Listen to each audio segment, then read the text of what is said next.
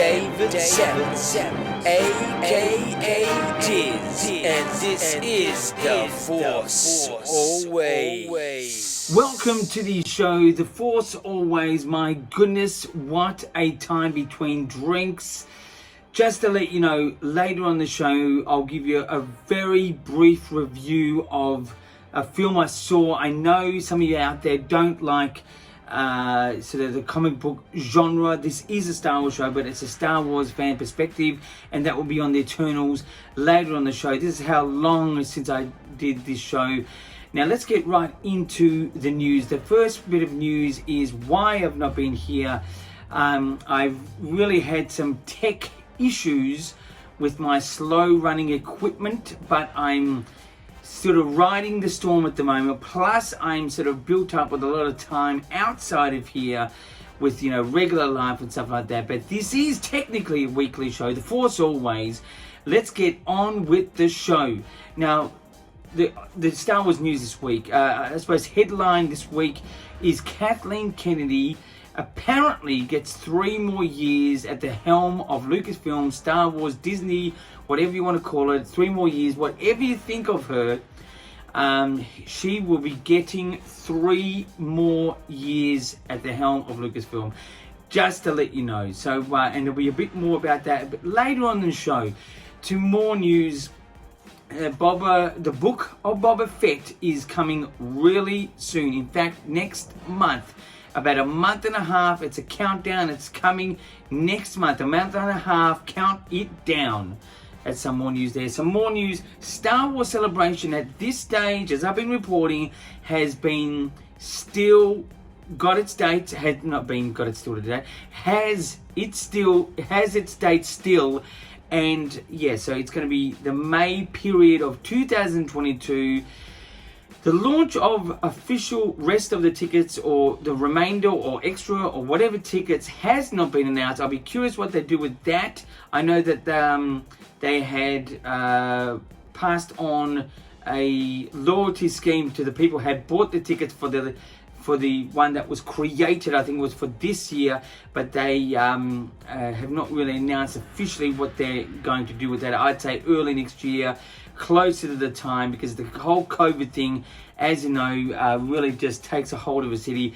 My city, for example, Melbourne, Australia, has been in lockdown. It's out of lockdown now. We've been out of lockdown for 2 to 3 weeks now, I think it is. It's more like 3, I think. And it was disabling, and it still is a bit disabling. We still have to wear masks inside regular places. Businesses are now just at the start in trying to get their businesses up and going again. Can you believe it? Towards the end of the year, when Christmas is coming, you know, there will be a surge for Christmas sales and stuff like that, which is the usual. But you know, for like cafes that rely upon office workers and stuff like that, they're going to have to close down for the Christmas period, which will put them in limbo again for at least a month or 2. But anyway, so to more news, Disney Plus Day. To me, Disney Plus Day, this is the piece of news, just to let you know, the news of Disney Plus Day was in the last week. It showed pretty much nothing for Star Wars fans, besides a little bit of Obi-Wan Kenobi. You know, it looked okay. We didn't really get a great sizzle reel. I think it was a really easily pieced together thing. But in my opinion, which will be later on the show in the interview section, I'll be talking something about Disney Plus, and I'll be also talking a little bit more about Kathleen Kenedy. As I said earlier in the news of this show, that she is at the helm of Lucasfilm still. Whatever you think of her, she is there. That's the news for this time around. Besides the news of The Force Always. Yes, I am still rocking on hard as hell, let me tell you. I'll keep rocking.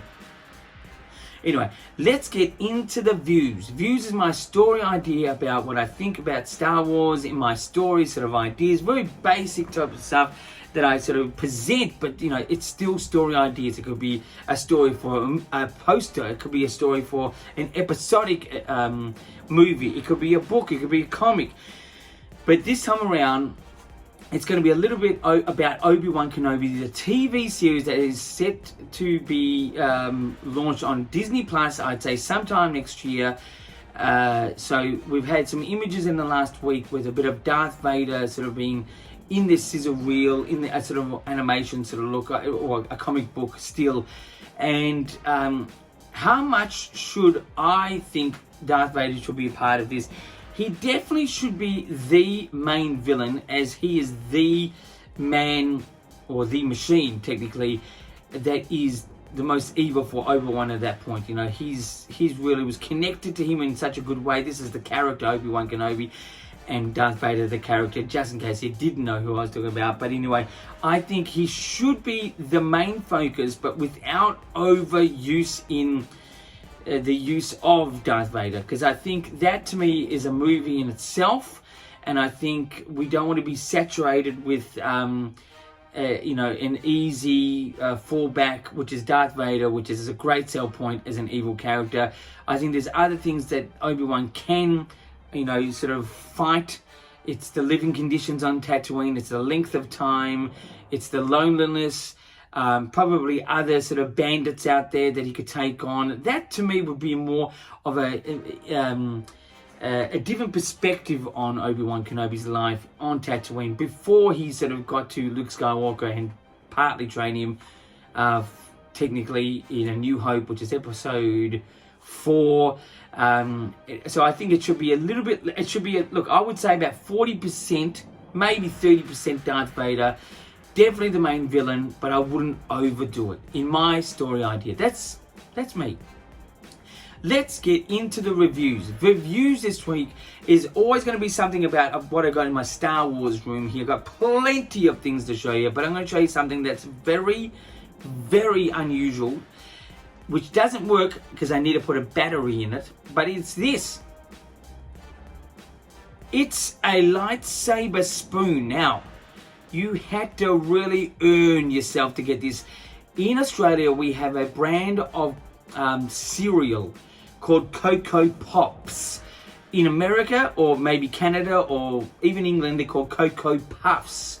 It's a very similar product, but anyway, you had to get certain things to then send away for this thing. It actually lights up red, this area here, red. There's the button there. It's a lightsaber spoon. This to me is a hardcore collectible that not many people would have, but you know, Star Wars nerds like myself.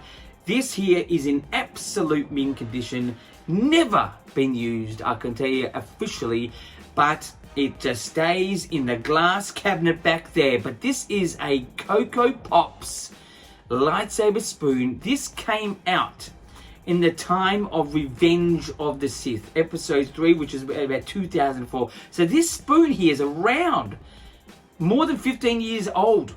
It's amazing. Anyway, that's partly my review. This to me is a 10 out of 10 because I just think, you know, you have a spoon, you have a lightsaber with it, you're eating your Coco Pops in the morning, or Coco Puffs. It's just a great start to the day. Anyway, to the review, my review on the Eternals, you can switch off at this point and come back, but my Eternals review was that it was a 6.5 out of 10. It was enjoyable. It was definitely just, I think, as it's sort of known to be at this point, if you don't know the characters, unless you're a hardcore comic book fan, you go into this a little bit sort of lost. I think we're all trying to recapture the whole, Avengers craze, but in another sort of feel. It looked okay. I don't think the directing was bad. I think the highlight of this film was one of the after credit scenes, and which was not that much, but it was that. I do think it was a bit dry, pretty straightforward in its storytelling. It was okay. 6.5 out of 10. From a Star Wars fan point of view, there's a Star Wars fan point of view, but I think would I like to see more from this? I think it will be better for a lot of people next time because it seems to be divided, this film. So that's what I think out of that. But anyway, let's get now into the interviews. It's a two question where I ask myself for you guys out there. First question is, do I think excuse me, to take a mint there. Keep my breath fresh for the episode. But anyway, do I think Kathleen Kenedy is suited to go for another 3 years? I'll tell you this, I'm divided. I think she's an iconic person in the movie industry. I personally like her as a person and as a business person.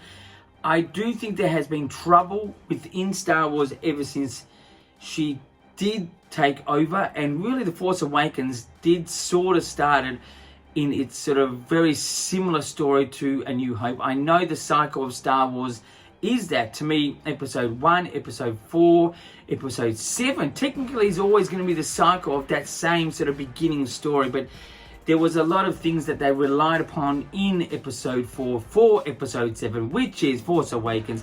But I think she's, she has been making money, which sort of keeps her there, and she has such a reputation that keeps her there. I think a lot of Star Wars fans really complain about her. I'm not one of these people. I just think she's fine. It must be hectic to have many projects on the go, especially something like Star Wars. So, that's what I think. I think I don't know if she deserves to be there from the fan reaction, and now sort of the feel of Star Wars is a bit diminished, I believe, but it still doesn't dampen me. I'll just keep rocking The Force always. But yeah, I think she's okay. I would like to see someone a bit more hardcore in Star Wars feel, but I wouldn't want the fan or the person to take over from Kathleen Kenedy and turn it into a real sci-fi, because I know that this is hard to take in for some guys out there, but some of you guys understand that this is not a sci-fi. As George Lucas has stated, it's more of a space opera, a space adventure. To me, space adventure, but he calls it space opera. And it's not really sci-fi. Sci-fi to me is more like the Alien films and Minority Report, maybe, or something like that, but more the Alien films. It's great to see Star Wars in that sort of light, but it needs to have sort of the adventure about it. It can't be just too fixated in too many technical terms within space and the universe. It needs to sort of have some understanding in an earthly manner, if that's a good way of putting it. I'm unsure, but anyway, I think she's okay to keep going, but I think 3 years is going to be really pushing the end of her relationship in Lucasfilm, but let's see how it goes. The second question, what did I think of Disney Plus Day? I thought it was really hard to understand what was really going on. I didn't know if this was the actual Disney Plus Day that I found on YouTube. I did scroll through it when I found what it was there, and little for me finding things. Obi-Wan Kenobi was the only sort of thing there. I think that was really basically put together. But if there's anything to come out of this, with hardly any Star Wars fan, the big positive out of this, it starves Star Wars fans of anything, which makes it a better meal to eat, in a way of putting, when we get something that's juicy to eat for Star Wars. And I'm talking about not food, but or drink, or food. Technically, that's what you eat. But I'm talking something to really sink your teeth in, which is something juicy, and that would be, when things are really underway. But I must admit, since last year's Disney Plus Day to this year's Disney Plus Day, which is a completely looking sort of feel to the Disney Plus Day presentation, a lot of things have not really eventuated that Kathleen Kenedy was talking about. I wish they sort of really push it along a bit quicker,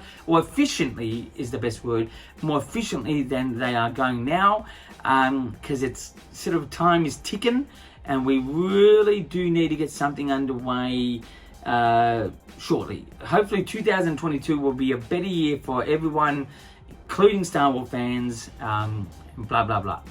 Anyway, that's my second question. What did I think of Disney Plus Day? I thought it was pretty average and very lackluster on Star Wars. I gave it technically about a 6 out of 10. I didn't like the sort of the feel of it. It just didn't have like a real, energy about it. It didn't really sort of have you wanting to know more, or you got information, or was just not, for me, the greatest. But anyway, hopefully next year they can pick it up. But anyway, that is the show for this time around. I do apologize for making my week-ish episode a bit more than a week this time, but I'm endeavoring to make it that week sort of thing. It is technically, let's just say it's a weekly episode technically. The Force Always, you can contact me by YouTube or the Instagram or the Twitter down below, as you can see. And until next time, my friends, keep rocking.